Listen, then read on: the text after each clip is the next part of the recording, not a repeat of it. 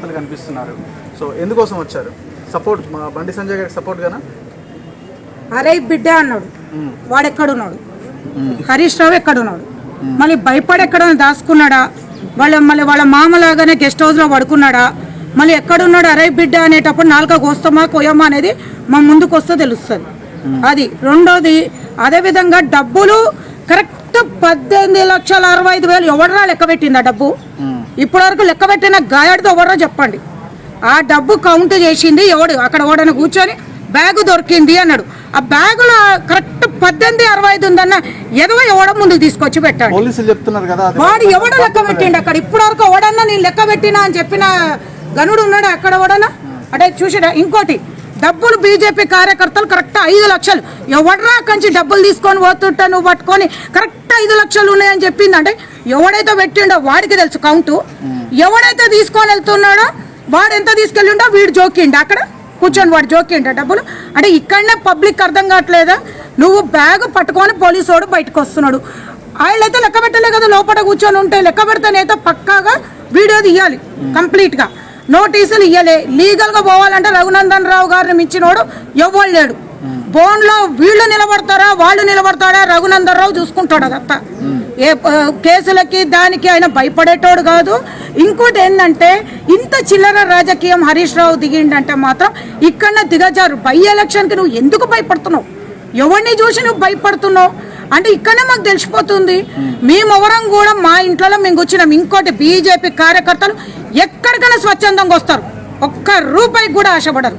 అట్లాంటిది మా దగ్గర నుంచి డబ్బులు అడగని కూడా అడగారు ప్రజలు. మీ నాయకుల మీద జరిగిన దాడిని మీరు ఎట్లా చూస్తున్నారు? 100% ఇది సెంట్రల్ గవర్నమెంట్ చూసింది, నేషనల్ వైడ్గా వెళ్ళింది.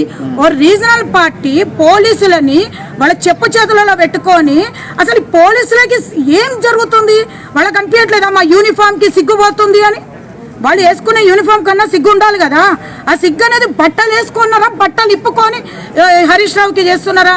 ఇక్కడ మొత్తం పోలీస్ యంత్రాంగము మీరు అబ్జర్వ్ చేస్తే మొత్తం కేసీఆర్ చెప్పు చేతులలో మళ్ళీ వాళ్ళు గాజులు వేసుకొని వచ్చేస్తే అయిపోతుంది. మేము మాట్లాడే ప్రతి దానికి మా మీద కేసులు పెడుతున్నారు, ప్రతి దానికి కేసులు అను. వాళ్ళ దగ్గర డబ్బులు లేవు, మేము కూడా పోయినాము. వాళ్ళ ఇంట్లో కూడా 2 సౌదాలు. అరే అంత పుచ్చపొల్లలాగా బతుకుతున్నారా మీరు? ఒక్క రూపాయి లేదారా మీ ఇంట్లో? మా ఇంట్లో అందరి ఇంట్లో ఉన్నాయి, నా ఇంట్లో కూడా ఉన్నాయి. రా బీజేపీ కార్యకర్తనే నేను, రాండి ఎన్ని లక్షలు ఉన్నాయి తీసిస్తా. అంటే దుబ్బాకే పోతాయా? ఉన్నాయి అన్ని దుబ్బాకే పోతాయా? మా అక్క చెల్లెళ్ళ ఇంట్లో మా అయ్య చెట్లు అందరివి పోతాయా? అరే దుబ్బాకకి డబ్బులు ఖర్చు పెట్టాల్సిన అవసరమే లేదురా మాకు పేర్ల మీద ఓట్లు పడుతున్నాయి. నువ్వేంది ఇట్లా వణుక్కుంటా పోతున్నావు? అరే నీ పక్కన ఏడ్చుకుంటూ కార్యకర్తల నందరిని ఏడిపించుకుంటూ భర్త చనిపోయిందని చెప్పి సానుభూతి ఓట్లు ఆమె మాట్లాడుతుందిరా. ఒక పక్క ముఖ్యమంత్రి అంటుంది, ఒక పక్క ఇదంటుంది. ఆమెను తీసుకొచ్చి ఎందుకురా సావదొప్పుతున్నాను? చక్కగా నువ్వు ఏదైతే ఉన్నావో నీ మామ దగ్గర కూర్చొని నీకు ఏదైతే సాయంత్రం కాకుండా నీ చిల్లర డబ్బు వస్తుంది కదా, నీకు మీ మామ కౌంట్ చేసుకుంటాడు కదా, బిడ్డకింత కొడుకుకింత, ఆ చిల్లర డబ్బు అంతా నీకు ఇస్తారు కదా. బ్యాగ్ చదువుకొని ఇంటికి వెళ్ళిపో చక్కగా. నువ్వు ఎవరెవరో ఇంట్లోకి పోయేసి పొద్దున పూట పోలీసులను పెడుతున్నావు కదా, వాళ్ళని బతకనీరా. ఎందుకు నువ్వు బతకని? అట్లా వాళ్ళ తిండి భార్య పిల్లలతో సుఖం లేకుండా పోయింది మీ రాజ్యంలో వాళ్ళకి. అరే పోలీసులు అరే అమ్మ ఏం సావదొబ్బుతున్నారా అని చెప్పి వాళ్ళు మంచివాళ్ళే. పోలీసులు అందరూ అచ్చానే ఉన్నారు. ఈ లుచ్చగాళ్లతో వాళ్ళు చేస్తున్నారు. ఇప్పుడు నువ్వు కేసులు పెడతావు, ఏం పెడతావురా? 151 మేము పెట్టాలంటే అటెంప్ట్ మర్డర్ కేసు పెట్టచ్చు నీ మీద. బండి సంజయ్ అన్న మీద చేసింది నువ్వు అటెంప్ట్ మర్డర్ కేసే. దాంట్లో నీది కూడా ఉంది ఇన్వాల్వ్మెంట్.